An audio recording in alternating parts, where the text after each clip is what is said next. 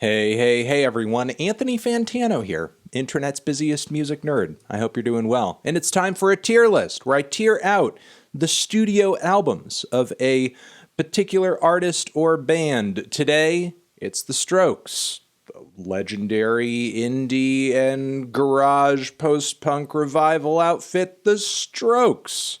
One of the greatest bands out of the New York scene in the 2000s. Quite a few records under their belt that I love.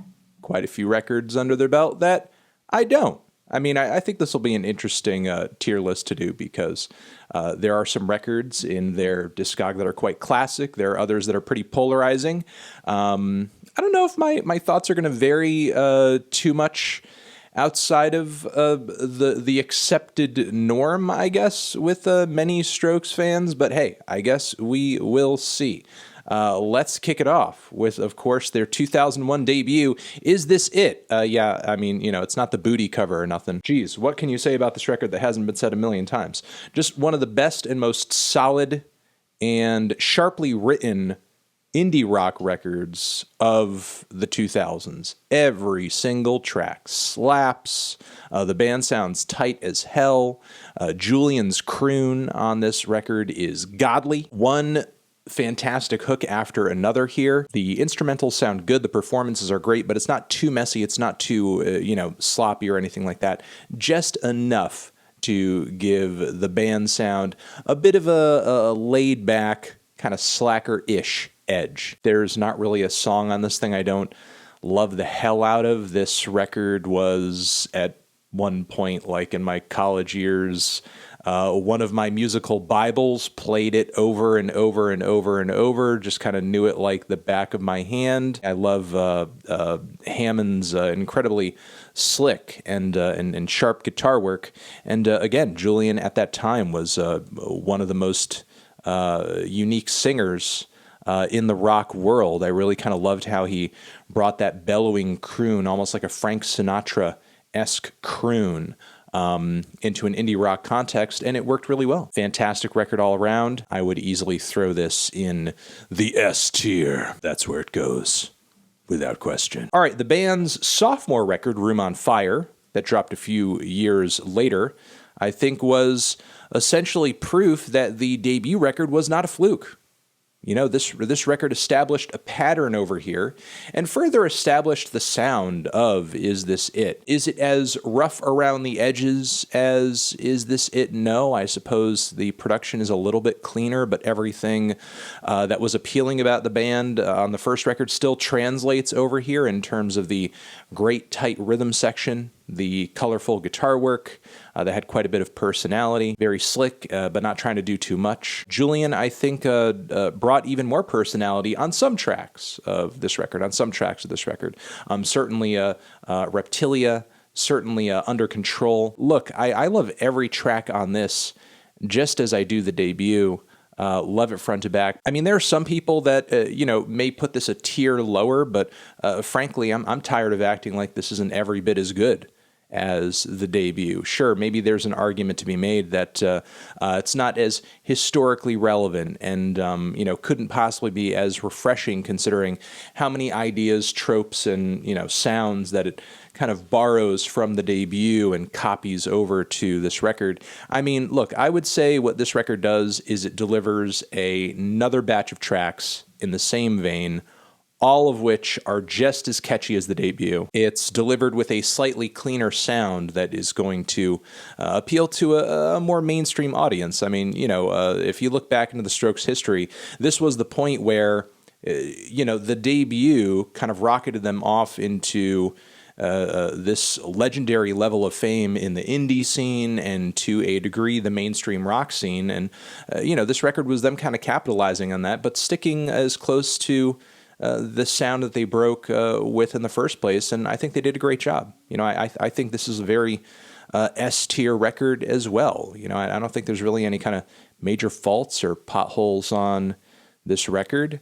I think the band showed some growth in terms of being able to deliver their sound in a cleaner, more mature way, but still have it hit hard. Yeah, the songwriting is just top notch on this record too. I don't really have many negative things to say about it. Room on Fire is just a fire frickin' record. All right, then we move on to the band's third LP, First Impressions of Earth, came out in 2005. This was like the first Strokes album I was really anticipating, hoping would live up to my expectations, and sadly it didn't. And it's been a long time since this record came out, again, 2005, and I've returned to it multiple times. I know there are some Strokes fans that really do love this record, but this was sort of the beginning of the end of the band at the time, because obviously right after this record, the Strokes kind of fell into their first long-running hiatus, and I could understand why. The sound of this record, it's like a combination of things to me. It's like the band running out of ideas.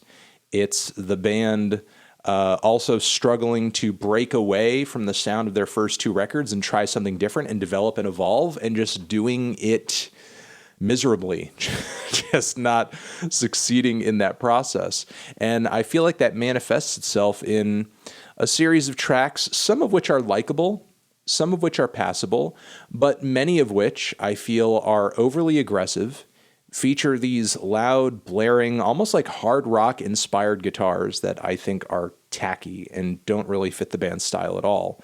And much of the time, even when I can manage to look past how tacky some of the guitars are on this record, Julian's songwriting and his melodies and his singing, I'm not even halfway tempted to sing along with many of the songs on this LP. I just think the songwriting is weak. The melodies aren't really there. The charisma is not really there. There are some parts of this record almost that remind me of some of the more desperate attempts to appeal to the mainstream that Weezer had made over the years. I'm not crazy about this LP, and no matter how many times I come back to it, that just kind of remains to be the case. Know that my unhappiness with this record doesn't merely just sit with the band doing something different or trying something different. I mean, sure, that is the case, but I feel like the things they were attempting on this LP just did not pan out. Honestly, feeling very much like a D on this LP. Maybe I'm even less into it than I was at one point, but now that I really have to kind of think about my options here and think about where I'm putting each record, I would probably have to put it at a D. All right, so as I said, following this point, the band underwent a pretty lengthy hiatus, 6 years or so. I mean, obviously they came back a little bit, before that, but we didn't get the record until 2011. And that record they returned with was Angles.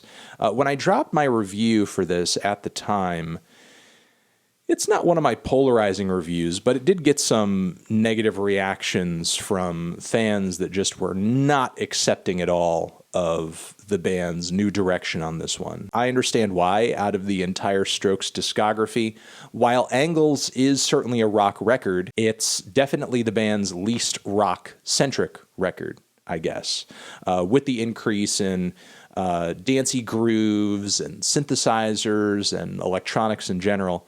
It is a weird departure for the Strokes, but honestly, as far as energy and songwriting goes, I feel like the band came back sounding refreshed on this one. This came off to me like the band was really beginning to get back on track, even if that track was a different track from their earlier LPs. They're getting back on a track. Now, that being said, though, there are some songs, there are some weird vocalizations from Julian on this record, and there are some experiments on this record that, didn't quite go over perfectly. Angles is certainly a flawed album in the Strokes discography, kind of like that confusing fork in the road for a lot of Strokes fans, because you're either going to find the departures that the Strokes have made on this record exciting and refreshing, and if you do, I encourage you to listen to some of Julian's solo stuff, listen to the Void stuff. I mean, while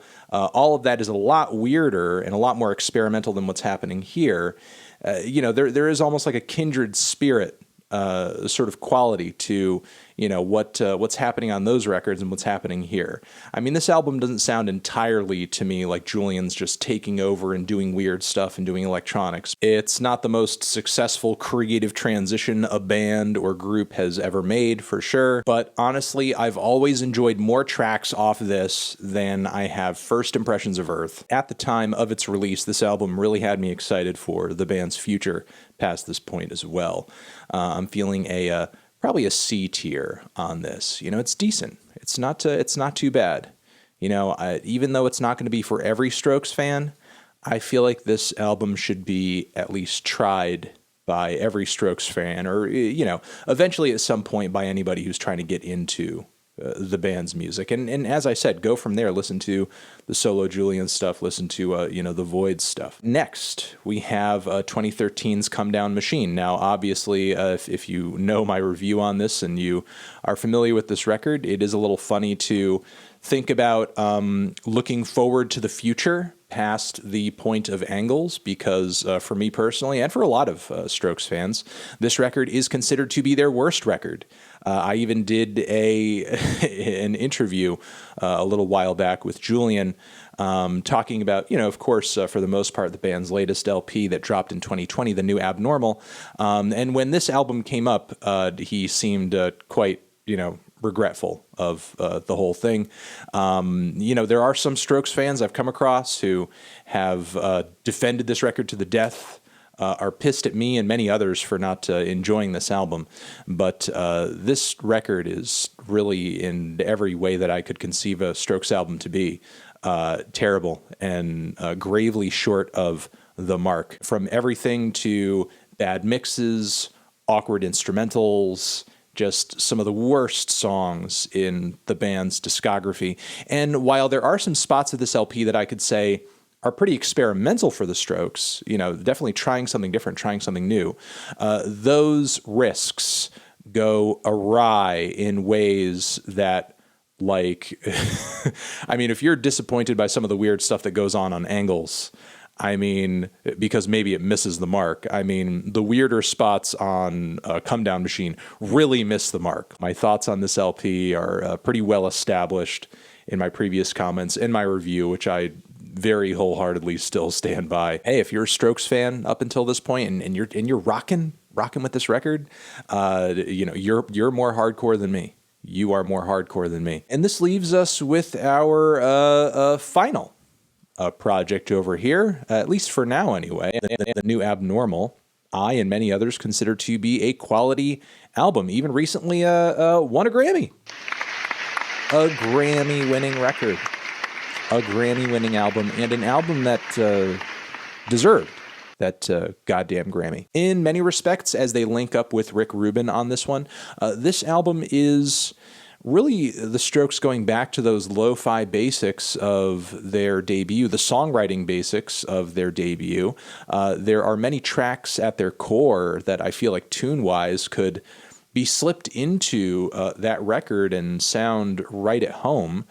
So I think, the soul of what made the Strokes such a great band is back, is enhanced on this LP in many ways. I feel like there's maybe a case to be made that this is sort of a continuation of the experimental spirit of looking at as well. Seems like the band is really trying to get a little nostalgic as well, with very clear nods to Billy Idol, Pink Floyd, so on and so forth. I don't know exactly what caused the band to dig into their influences in this way and creatively wear them on their sleeves and pull them together into this hodgepodge, fantastic hodgepodge of a record. So I think I'd put this over in the B column. Very good, very enjoyable. I think a must listen for all Strokes fans. And just as an added bonus, I would most likely throw the two Voids records over here in the B row as well. I apologize for all the times that I keep calling these things columns and they're not columns.